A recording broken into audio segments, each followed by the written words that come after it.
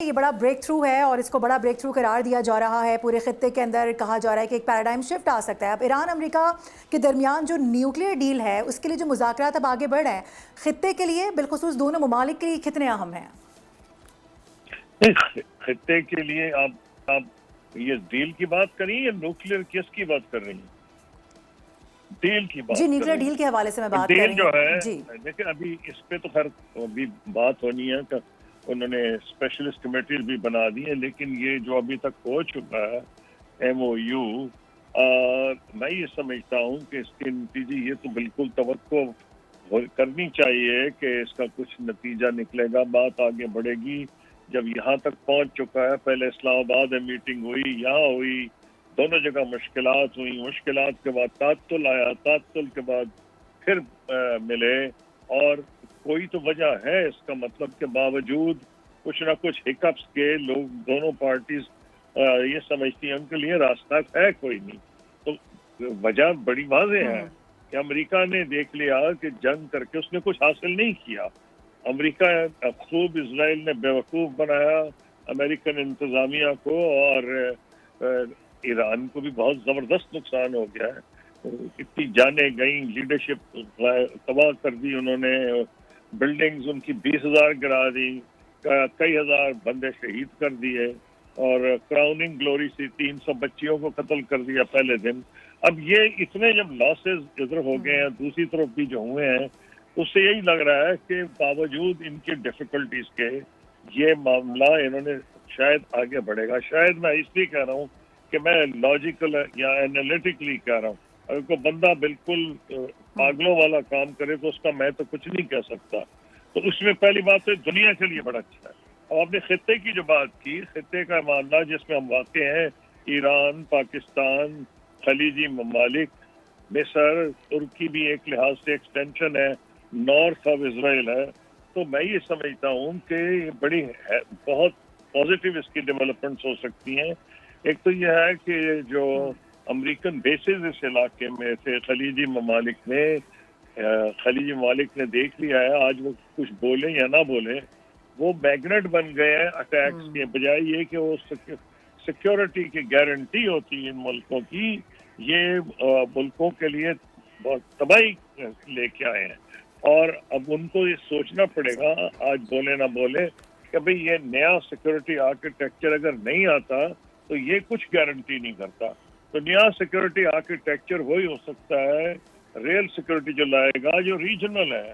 Regional میں best ہے کہ ایران اور گلف کے ممالک جو ہیں، حالانکہ اس وقت بڑا مشکل لگ رہا ہے خاص طور پہ یو اے ای کی جو پوزیشن ہے، لیکن ان کے لیے بیسٹ وے آؤٹ تو یہ ہے کہ یہ ریجنل آرکیٹیکچر بنے. اب سوال آتا ہے کون سے ملک ہیں جو ایک ملیٹریلی اسرائیل کیونکہ پاورفل ملک ہے وہ بیلنس لا سکتے ہیں. اس میں obviously پاکستان تو واضح طور پہ ہے، اس کا سعودی عربیہ سے الائنس ہو چکا ہے، بہت بڑی طاقت ہے. مصر نے ایک سٹیج پہ اگر امریکہ انٹرفیئر نہ کرتا 1973 میں تو اسرائیل کو اس نے اچھا خاصا جنگ جو ہوئی تھی اس کا برا حال کر دیا تھا. پھر امریکہ آیا، مدد کی، اور کیمپ ڈیوڈ اکارڈز ہو گیا. ترکی ایک نیٹو پاور ہے، فارمر جو آٹومن ایمپائر ہے اس کا وارث ہے، اس کی بہت بڑی فوج ہے. تو یہ اگر ملک اس لحاظ سے سوچیں کہ ہم نے علاقے میں امن لانا ہے، ہم نے اسٹیبلٹی لانی ہے، تو پہلی بات تو یہ ہے کہ ان کو مسئلہ فلسطین جو ہے اس کو حل کرنا پڑے گا. ان 4 ملکوں کا میں نے نام لیا ہے، اس لیے ان کی 3-4 میٹنگز ہو بھی چکی ہیں ان کے فارن منسٹرز کی. ٹھیک ہے، اس کا بھی انہوں اس کو کانکریٹ شیپ تو نہیں آیا، لیکن جو 4 ملک گھڑی گھڑی اکٹھے مل رہے ہیں، فارن منسٹرز مل رہے ہیں. کیوں مل رہے ہیں؟ کیونکہ میں یہ سمجھتا ہوں کہ ان کو اس بات کا اندازہ ہے کہ اس خطے میں امن آنا ہی نہیں جب تک اس مسئلہ فلسطین حل نہیں ہوتا. فلسطین کا مسئلہ حل ہوتا ہے، اور دوسرا جو ایڈوانٹیج ہوگا اگر انہوں نے کوآپریٹ کیا، جو گریٹر اسرائیل کے خواب ہیں، اسرائیل تو رکنے والا نہیں ہے، جب تک یہ کوآپریٹ نہیں کریں گے اس کو سگنل نہیں جائے گا. تو میں یہ سمجھتا ہوں خطے کو ویسے جہاں تک ہمارا اپنا علاقہ ہے، ہم پاکستان کی اگر بات کریں، ہمارے لیے تو بہت ایڈوانٹیجز ہیں اس کے. اور ہمارے جو عوام گھڑی گھڑی پوچھتے ہیں हमें क्या मिलेगा जी? हमने अगर डिप्लोमेटिक सक्सेस पाकिस्तान ने अचीव की तो घड़ी घड़ी सवाल पूछा जाता है कि पाकिस्तान के गरीब आवाम को क्या मिलेगा। ये एक ऐसा डेवलपमेंट हुई है जिसके नतीजे में ईरान पे सैंक्शंस उठ सकती हैं। अगर अब 60 दिन के लिए तो उन्होंने उठा लिया ऑयल पे और पेट्रोकेमिकल उनका, लेकिन 60 दिन के लिए उठाई है। अगर ये उठ जाती है परमानेंटली, ये उस सूरत में उठेंगी अगर डील पूरी हो जाती है, अमन का मायदा हो जाता है, तो पाकिस्तान की तो किस्मत बदल जाएगी, गरीब आवाम की किस्मत बदलेगी। क्योंकि अगर हमें सबसे बड़ी मुसीबत जो आई है इस जंग में भी हमने देखा कि एनर्जी की प्राइसेस बढ़ी, गैस की प्राइसेस है, सब प्राइस बढ़ जाती है, ट्रांसपोर्टेशन कॉस्ट बढ़ती है जो हर चीज को अफेक्ट करती है, एग्रीकल्चरल कमोडिटीज की बढ़ गई है, आम आदमी को खाना पीना हराम हो गया है। तो मैं ये समझता हूँ बिजली की कीमतें जो है तबाहकुन हद तक बढ़ गई हैं, इनका डायरेक्ट असर होगा अगर ये ईरान पाकिस्तान इंडिया नहीं, पहले तो मैं इंडिया कैसे कह रहा हूँ कि जब मैं फॉरेन मिनिस्टर था तो हम ये बिल्कुल पाया तकमील तक ले जा रहे थे, Iran Pakistan India gas pipeline. India अगर होश के नाखून ले तो शायद उसको भी ये नजर आए कि उसको भी बहुत फायदा होगा अगर वो उस पाइपलाइन में शामिल हो, लेकिन वो अभी दूर की बात है। अभी तो हिंदुस्तान की गवर्नमेंट की पॉलिसीज पाकिस्तान की तरफ बहुत नेगेटिव है, लेकिन बहरहाल पाकिस्तान के अवाम को तो इस गैस पाइपलाइन का फायदा होगा, मेरी तवक्को भी है। और मेरा जो माजी में मैंने इस पे काम किया है, फिर ये इसकी एक और भी नतीजा निकल सकता है कि अगर ये पाइपलाइन आती है तो आप देखेंगे कि Turkmenistan Afghanistan Pakistan India gas pipeline जो जिस पे हम अपने दौर में काम कर रहे थे वो भी इंशाल्लाह आ सकती है। तो हमारे इलाके से तो इतनी पाइपलाइन गुजरेंगी कि इस सारे इलाके की किस्मत बदल सकती है। और मैं ये इलाका इसलिए कह रहा हूँ कि हिंदुस्तान भी एनर्जी शॉर्टेज है और चाइना भी एनर्जी शॉर्टेज है और बीच में है पाकिस्तान। तो जो सारा पाकिस्तान मरकज बन जाएगा, कॉरिडोर बन जाएगा, पुल बन जाएगा, और हमारी जो इकोनॉमी है अल्टीमेटली उसकी ताकत ही तब बढ़ेगी अगर वो एक पुल हो जो जनूबी Asia, West Asia, South Asia, West Asia, Gulf और सेंट्रल एशिया को मिलाए। हमारी वो कलीदी हैसियत है।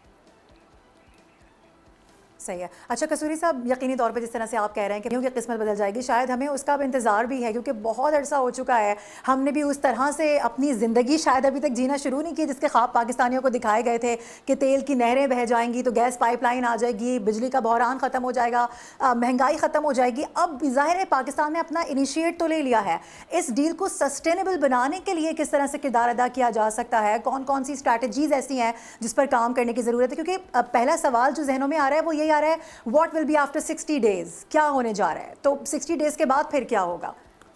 देखिए, पहली बात तो ये है कि हमें ये अंदाजा लगाना पड़ेगा कि क्या 60 डेज के बाद दोबारा वॉर होगी।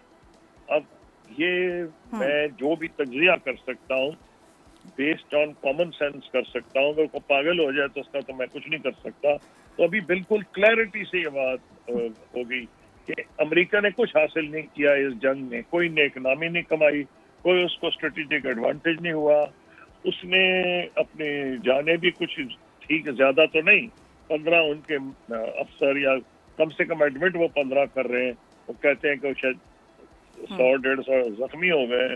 उसके अलावा उन्होंने जो फिगर्स दे रहे हैं मैं उसको नहीं एक्सेप्ट कर रहा कि जी वो कभी पहले 29 था फिर 35 है, फिगर आई कि 100 बिलियन से बढ़ गए हैं। उन्होंने भारी कीमत अदा की है और ईरान ने तो बहुत ही भारी कीमत अदा की है। कई हजार बंदे उनके शहीद हो गए, बिल्डिंग्स तबाह हो गई हैं, सब कुछ, और उनकी जो मईशत को इतना जबरदस्त नुकसान पहुंचाया अमेरिका ने। क्योंकि ये ना समझे कि अमेरिका जो अभी भी सुपर पावर है मिलिटरीली, लेकिन वो अपने मकासद हासिल नहीं कर सका। इसलिए मैं ये समझता हूँ कि 60 दिन का जो आपने सवाल पूछा है, ये दोनों ताकतों को, ईरान और यूनाइटेड स्टेट्स को ये सोचना पड़ेगा कि कुछ और उनको मिल सकता है जंग से। क्लियर है ईरान को तो कुछ नहीं मिल सकता। ईरान जो अगर खड़ा हुआ था तो वो ये सरेंडर के लिए बिल्कुल तैयार नहीं था और उन्होंने बड़ी बहादुरी से डिफेंड की है अपनी सॉवरेंटी। लेकिन वो ये तो नहीं है कि उनको ये पता था कि अमेरिका को मिलिटरीली हरा सकते हैं, लेकिन बहुत बड़ी अमेरिका की डिप्लोमेटिक मिलिट्री स्ट्रेटेजिक शिकस्त इस लिहाज से है कि अमेरिका के खिलाफ ईरान का इतनी देर खड़े हो रहना, डिफीट एक्सेप्ट ना करना और अमेरिका के अपने मकासद हासिल ना करना, ये ईरान की विक्ट्री है। बल्कि इसमें एक लेसन है जिसको हो सकता है कि जो नया वर्ल्ड ऑर्डर आ रहा है उसकी ये गमाजी कर रहा है कि ये जो आइडिया था कि जी बड़ी बड़ी ताकतें, बड़े बड़े एयरक्राफ्ट कैरियर और बड़े हवाई जहाज, जब वो एयरफोर्स में इतने स्टेल्थ एयरक्राफ्ट जिनकी कीमत अगर आप अंदाजा लगाएं कि एक जहाज खरीदें तो उसकी बजाय 10 अस्पताल पाकिस्तान में बन सकते हैं, ये भी साबित हो गया है कि वो इतने कारगर नहीं है। अगर एक मुल्क डिटरमेंट हो, चाहे निस्बतन अमेरिका के मुताबिक बहुत गरीब है ईरान, तो उसको अगर सैंक्शन ना होती तो बिल्कुल ही गरीब मुल्क नहीं है, तो बहुत माला माल अल्लाह ताला ने उसको किया हुआ है। लेकिन पिछले 50 तकरीबन साल से 1979 47 ईयर से सैंक्शंस लगी हुई हैं। तो मैं ये समझता हूँ कि ये 60 साल वाले का जवाब मंतकी तौर पे ये है कि ये शायद अब जंग नहीं होगी, और अगर जंग नहीं होगी तो फिर ये खित्ते की भी किस्मत बदलेगी, ईरान की भी बदलेगी, और दुनिया में जो वर्ल्ड ऑर्डर एक बड़ा अनफेयर वर्ल्ड ऑर्डर था, पहले यूनिपोलर था फिर बाईपोलर हो गया, अब हम मोर जस्ट वर्ल्ड ऑर्डर की तरफ जा रहे हैं, जिसको आप चाहे कह सकते हैं मिडिल पास का रोल बढ़ जाएगा।